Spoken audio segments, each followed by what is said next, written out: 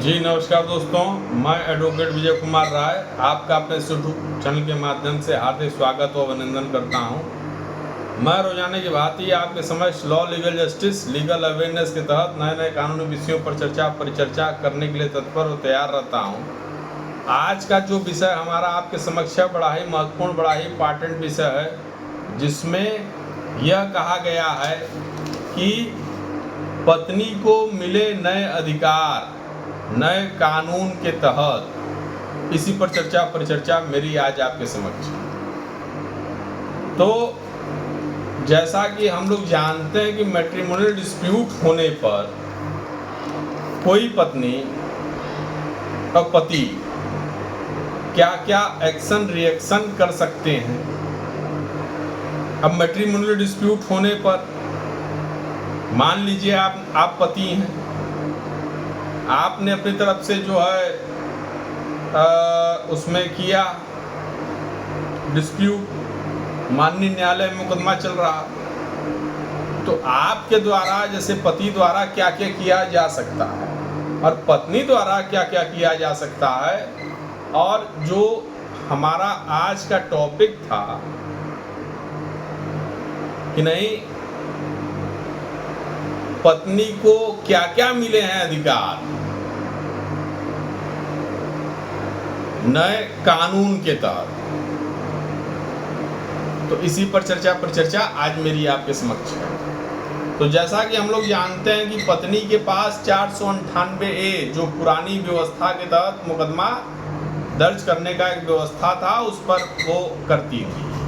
उसमें परिवार को लपेटती थी, उसमें पूरे खानदान को लपेटती थी। तो कैसे बचा जाए? पुराने कानून के अनुसार 498 जो धारा 498 वो पुरानी कानून की व्यवस्था की बात हमने कही। तो पत्नी का क्या होगा अत्याचार, पति कब तक सहेगा उस अत्याचार को, अब पति कैसे करेगा बचाव उन अत्याचारों के खिलाफ।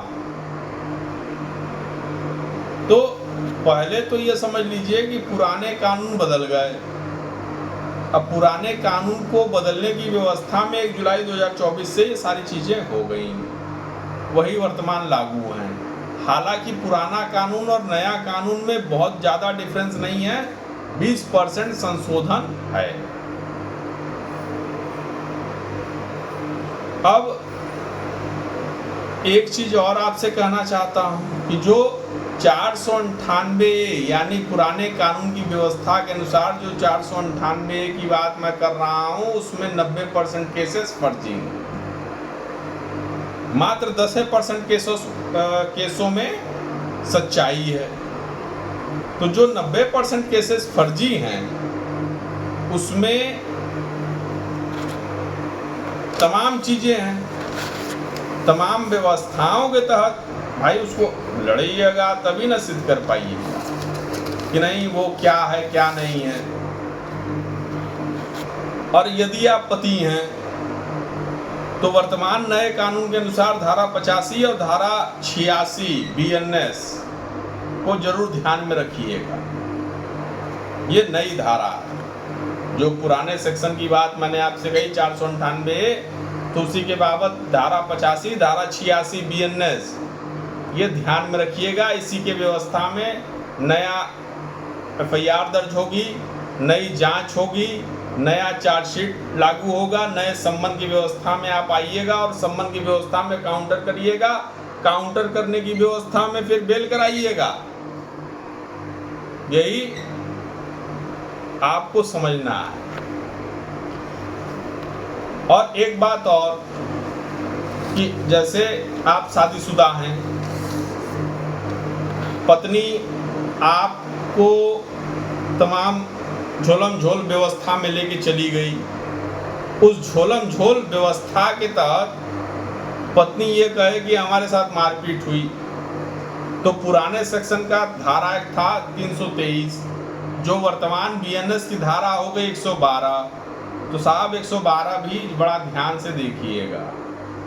मैं उस पर डेफिनेशन नहीं करने जाऊंगा क्योंकि बहुत सारे व्यवस्था में वीडियो बन चुका है। बड़ा शॉर्टकट तरीके से आपको बता रहा हूं कि जो हमारी धारा 323 आईपीसी थी, वर्तमान बीएनएस की धारा 112 हो गई, और जो 506 थी यानी जान से मारने की धमकी देना, वो 357 बीएनएस वर्तमान हो गई। बहुत सारे ऑप्शन हैं, उस ऑप्शन का यदि पति प्रयोग करे तो अपने पत्नी के एलिगेशन को काट सकता है, उसी व्यवस्था में वो चीजें हो सकती हैं। अब जैसे पत्नी ने गहना गुड़िया चुरा के चली गई,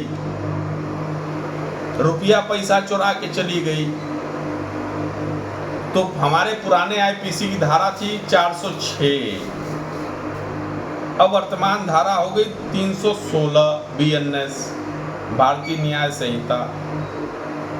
इसके बाबत इसमें ये चीजें कही जा सकती हैं, जो स्त्री धन पत्नी का था वो तो हमारे हस्बैंड ने चुरा लिया, हमारे हस्बैंड ने रोक लिया, हमारे हस्बैंड ने जाने ही नहीं दिया, लेने ही नहीं दिया। तो ये धारा 406 वाली जो मैंने आपसे बात कही, ये बड़ी इंपॉर्टेंट धारा है पतियों के लिए या पत्नियों के लिए। यदि पत्नी कंप्लेंट करेगी तो पत्नी के लिए सफिशिएंट व्यवस्था है, अब पति कंप्लेंट करेगा तो पति के लिए सफिशिएंट व्यवस्था है।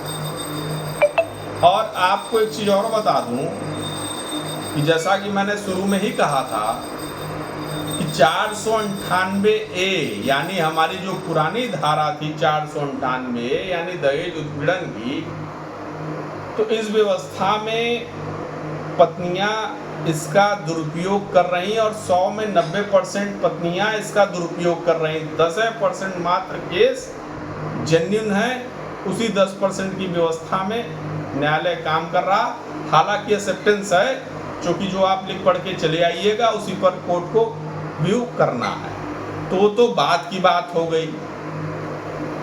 अच्छा, एक चीज और आपसे कह दूं कि जो यहाँ पत्नी है, मान लीजिए हम पति हैं, हमारी पत्नी की व्यवस्था में ये चीजें हैं, तो पत्नी की व्यवस्था में जो हमारा 125 कानून था सीआरपीसी, जो मेंटेनेंस की बात हम लोग करते थे, वो वर्तमान सेक्शन के अनुसार 144 हो गया। प्रक्रिया वही है, उसी प्रक्रिया के तहत आपको काम करना है, इसमें कोई चेंजेस नहीं। 125 पाने के लिए